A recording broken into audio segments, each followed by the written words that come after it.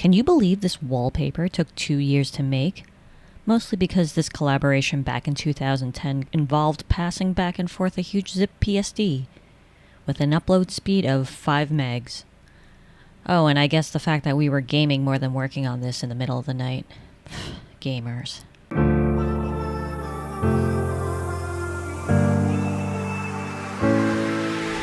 Hi, my name is Phoenix and this is TFL Design, and holy crap. My last 2 videos sort of grew my channel while I was taking a long holiday and New Year break. Happy New Year, by the way.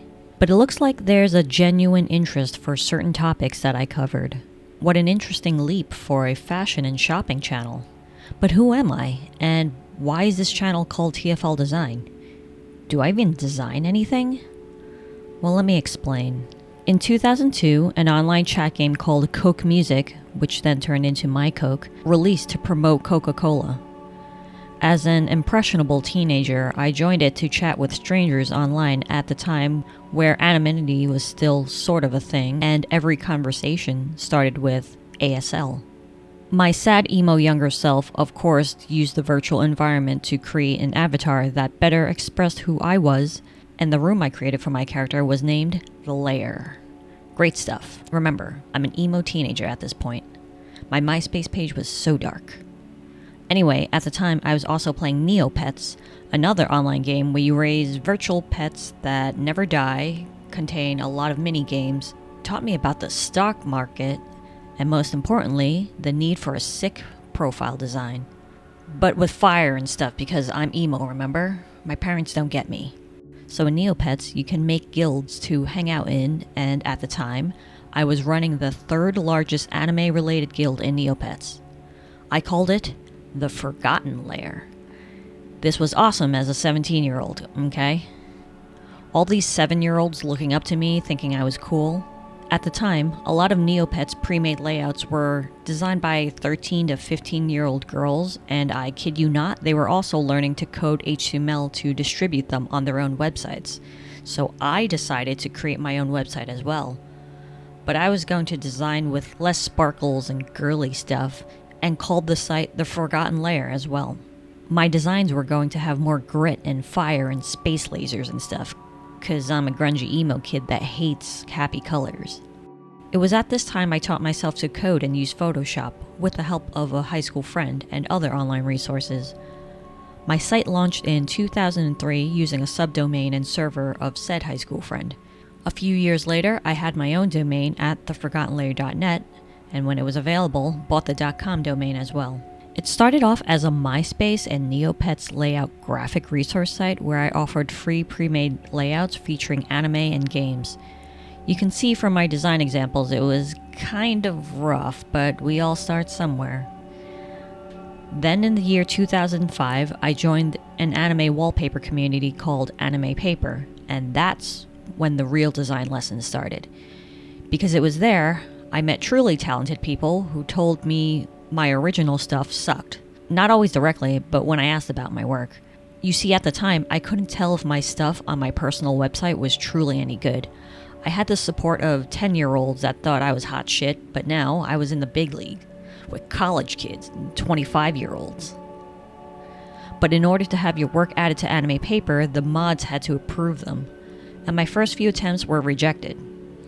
This meant I actually had to ask people who knew what they were doing to look at my stuff and tell me where I went wrong. I was 19 at the time, going to a business school and studying for a degree I did not choose but was told to pursue. Because, you know, Asian parents. I'd walk into my university at 7 a.m. in New York, log into Neopets at one of the standing computer terminals at the top of the escalators, and feverishly read what 12-year-olds were lamenting about. Then I'd log into Anime Paper, shortened to AP, and read why I sucked at using Photoshop.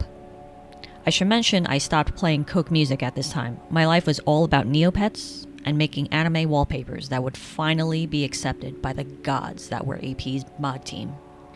Living in New York and having Asian parents already gave me tough skin, but now to receive constructive criticism that I welcomed and yearned for to improve became an important factor in my growth.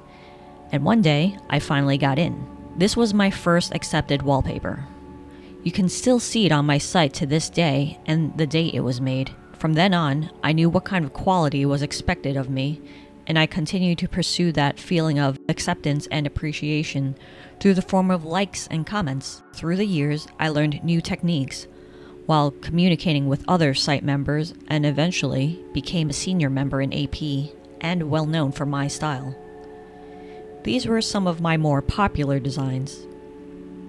At some point, I even began seeing my work on bootleg DVD covers and random printed wall scrolls on eBay. People were using my free work to make themselves money. Yay. No form of flattery like blatantly stealing, am I right? Anyway, from there, my site solely focused on creating new wallpapers.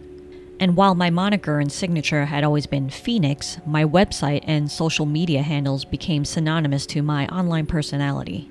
The forgotten layers shortened to TFL Design when referencing my website and graphics. I'd stopped making and offering MySpace and Neopet layouts by the time I graduated college. That's also when the stock market crashed. It's a safe degree to get, my mom said. Surely I'd find a job instantly in New York, she said. Yep. So I started freelancing, making graphics and websites. Then it became my career. I started working in digital production companies and then multiple advertising agencies in New York and then in Toronto, Canada when I moved. So you might be wondering by now if my professional experience translates to my personal site's work. Well, to be honest, I haven't updated in years. But I still keep my site up as a beacon of light for random people to return to, joyously pointing out that they can't believe it's still around. Sadly, Anime Paper and its communities aren't really around anymore as Reddit overtook that space. I stopped creating and posting on Reddit after a few instances of people instantly asking for textless or signatureless versions, to which someone else other than myself would instantly comply.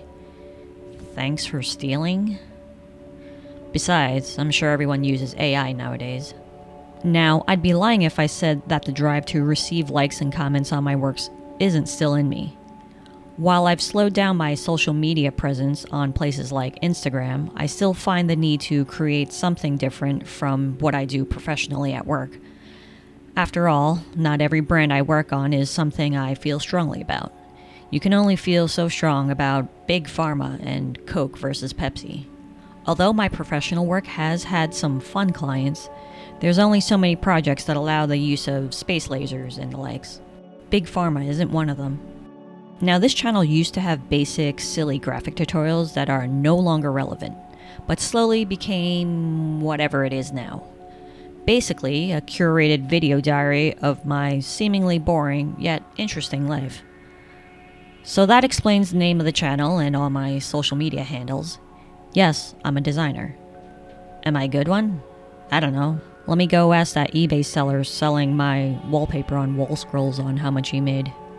You probably have never seen any of my works if you aren't an anime weeb of some sort. But there was that one time I was part of a Marvel movie spoiler leak. But that's a story for another time. Like and subscribe.